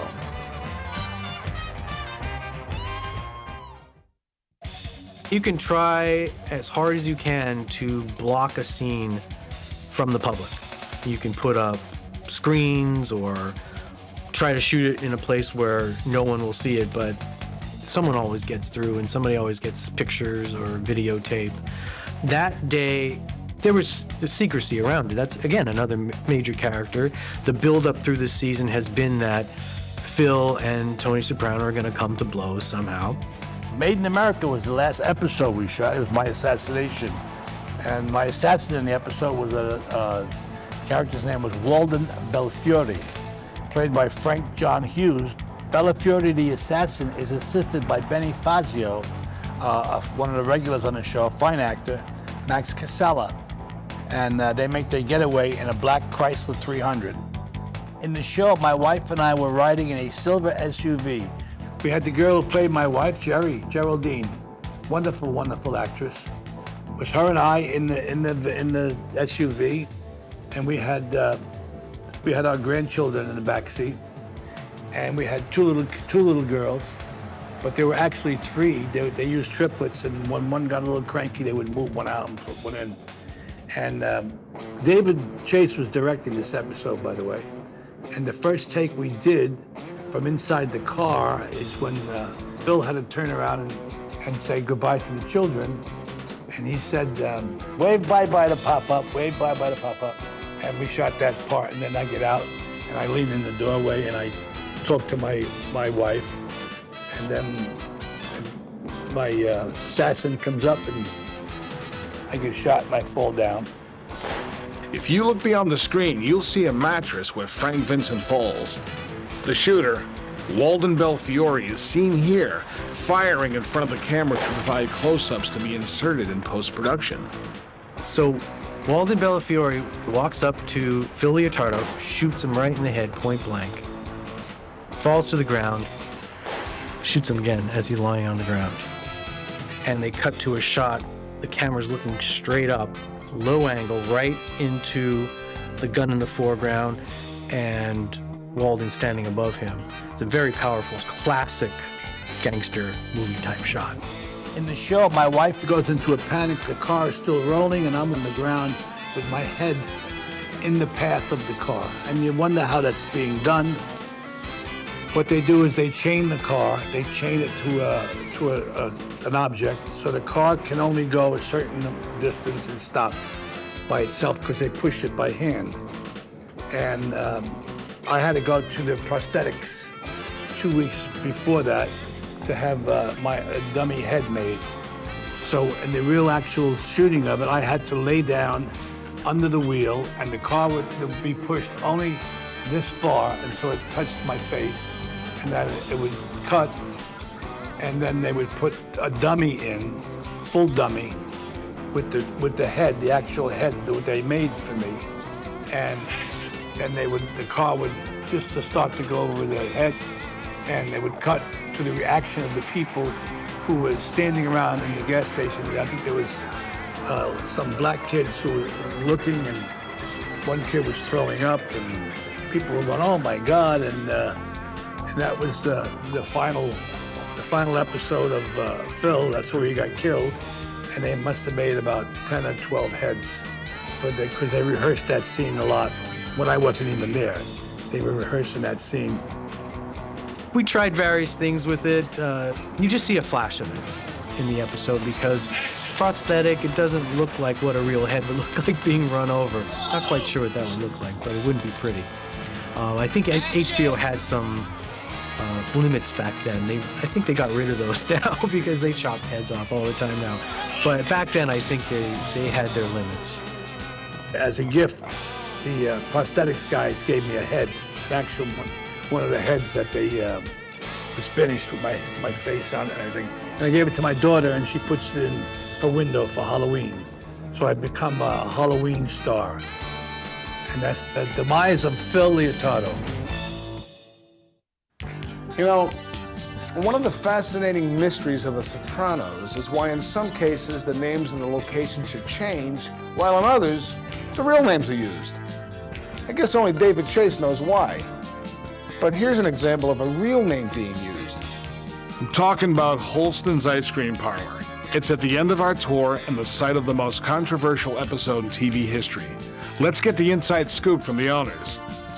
I'd received a phone call from somebody from the Sopranos production asking if we were interested in having a scene shot here. They wanted to send somebody by to take some pictures, to look at the store, and I agreed, and they actually showed up that day. That's how it started. Yeah, the first day that they showed up, I think we had to be here at 5 a.m. and I mean, people just poured in, trucks, equipment, rigging, lighting. I don't even know half the names of the things that they had here, but it was a little overwhelming the first day, I would say.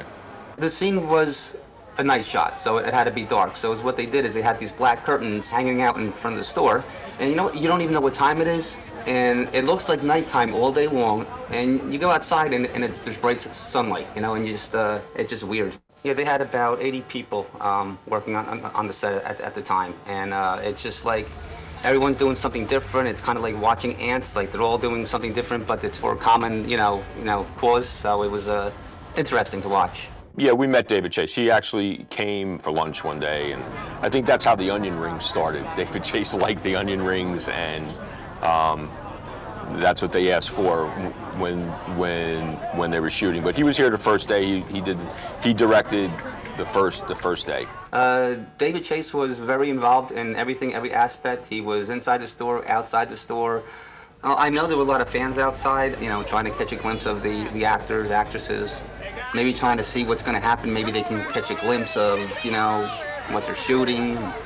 James Gandolfini would walk from his trailer, which was parked down the street a little bit. When James would walk up, he would sort of be in character, and the people were calling his name. They were jumping up and down and clapping and showing a lot of enthusiasm. And the same thing with Edie and Robert Eiler, were dropped off in a van, and they would acknowledge the people, but they were working. But the people went crazy. Every time they saw us, one of the actors, they were just going crazy for him, waving and calling and clapping, and people were there for hours upon hours, never left. When I would step outside the store, and there were customers or friends or people that I knew in the crowd over there, and they'd call to me, "Hey, Chris, how are you?" And I'd go over and talk to somebody, "Can you get me in? I'd like to see what's going on. Can you?" AJ and Edie were a little less. They weren't around as much as James was. James actually on the second night of shooting had brought in a whole array of sushi for the crew and everybody around it. And everybody said this was on James, and it was really nice. I mean, he was just out there having sushi and talking with people. It would have to be blown up. Where the children? I got in before, so they're shooting that scene. All right, Jimmy. You can take it.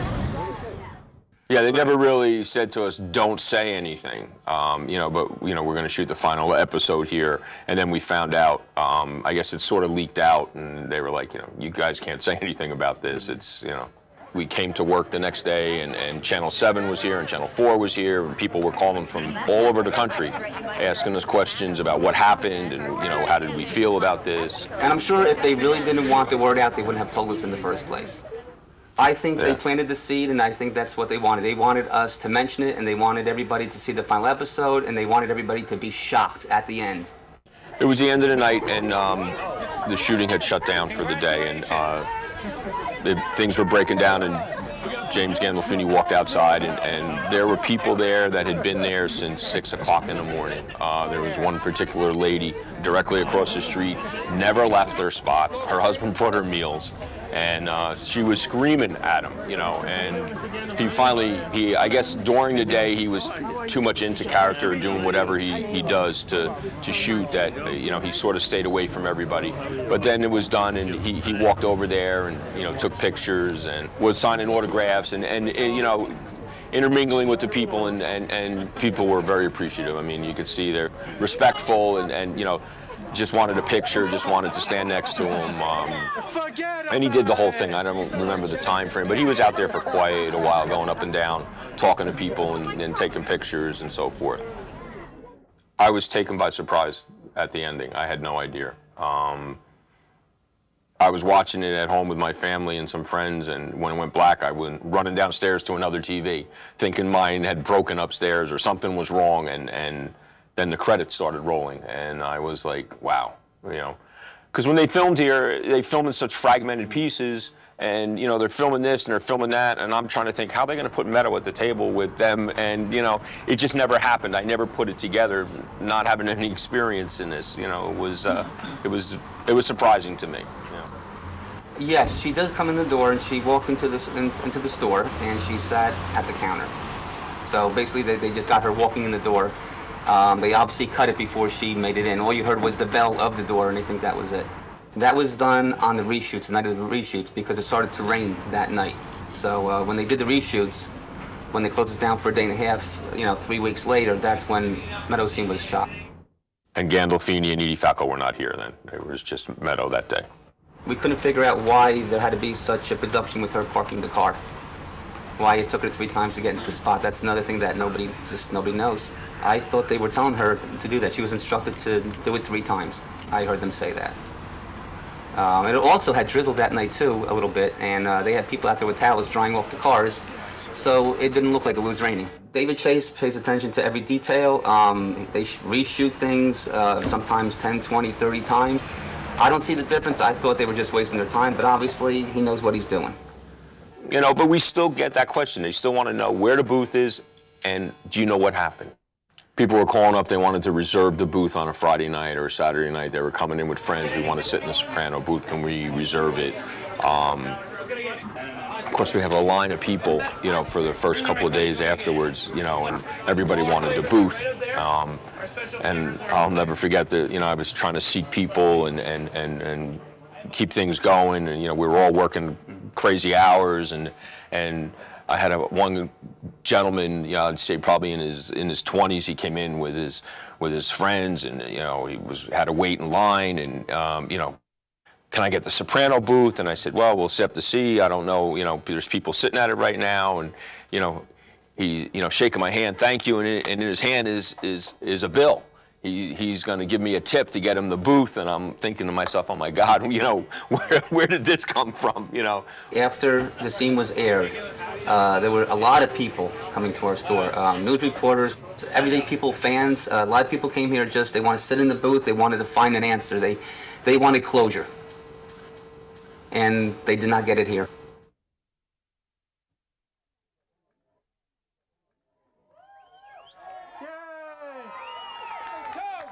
The man! Tony, bring it behind the police lines, right? How you doing, Mr. Gandolfini? How are you? How you doing? How are you? Mr. Shy Nice to meet you. How are you? How you doing? Thank you so much. There you go. Hello, how are you? Thank you. Hi.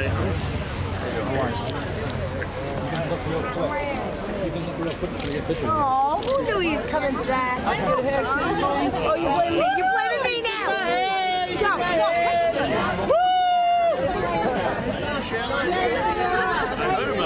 Yes, get on the side. Or you can leave. I'm not going to tell you that. What? By the rules. Can you sign this cup? Forget about it! Piece on my chest?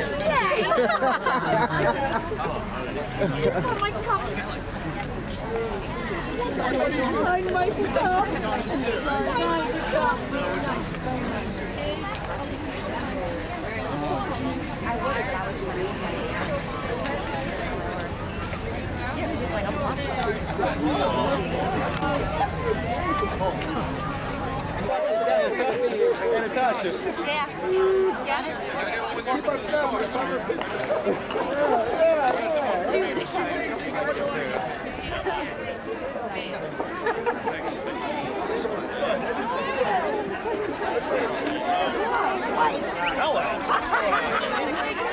Nice to see you.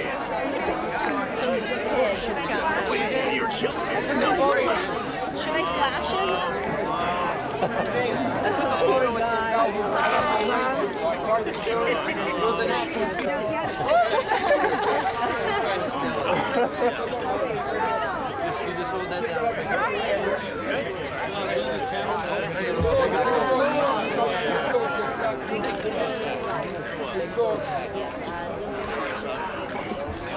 You've got to come down. All right.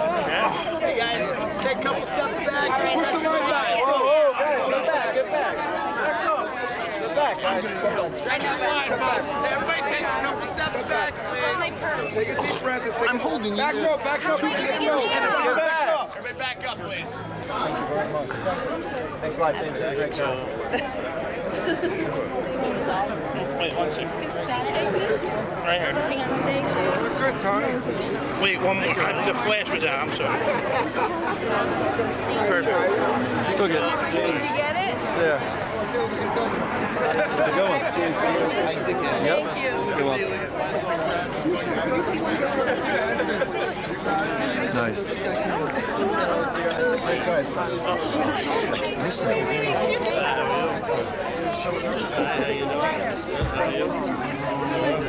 I waited all day for you. I know. Copy that here for you. Nice to come by. Yeah. Yes. Can we take a picture? I got a bunch. Maybe you want to let me know. Email me. James, please. Can I send it to you?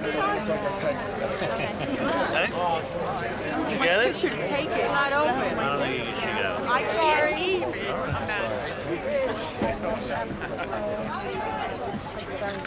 Thank you very much. Did a great job. Oh my, that's mine. That's mine. Thank you. That's good. Thank you.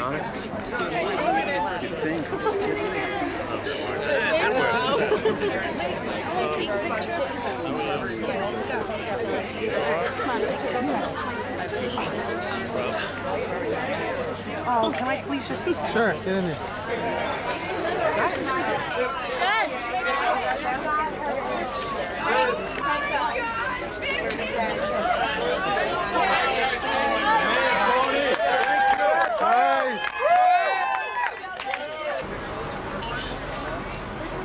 Take care, Jim.